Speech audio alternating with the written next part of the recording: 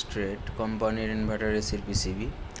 তো এটিতে প্রবলেম ছিল, কম্প্রেসার চলছিল না। তো এটিতে আইসিটি ব্লাস্ট হয়ে গেছিলো, চেঞ্জ করে দিয়েছি। তো দেখতে পাচ্ছেন ইনডোরের পিসিবি, এটি রিমোট, আর এদিকে আউটডোরের পিসিবি আছে। তো কম্প্রেসার লাইভ চালিয়ে দেখাবো এই রিপেয়ার সাকসেসফুল হয়েছে কিনা, সেটি আমরা লাইভ দেখব চেক করে। তো এটি হ্যাভেলস ইউজ করে, হ্যাভেলস এটি ছাড়াও লয়েডেরও ইউজ করে।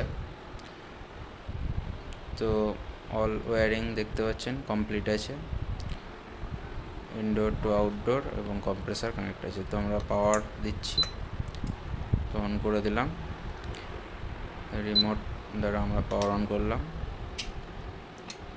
দেখতে পাচ্ছেন 16 ডিগ্রি সেট আছে টেম্পারেচার।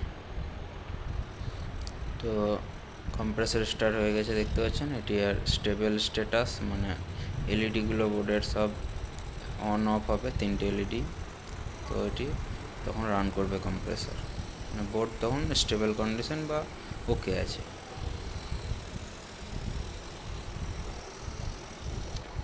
তো কম্প্রেসার সাকশন ডিসচার্জ দুটি করেই দেখাবো।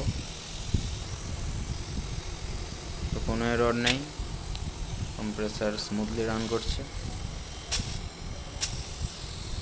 বোর্ডটি সাকসেসফুলি রিপেয়ার হয়ে গেছে। তো আপনারাও যদি ইনভার্টার এসির ইনডোর পিসিবি বা হয়তো কম্প্রেসার চলছে না বা যে কোনো রিলেটেড ইস্যু যদি হয়, তো আমার সাথে যোগাযোগ করতে পারেন।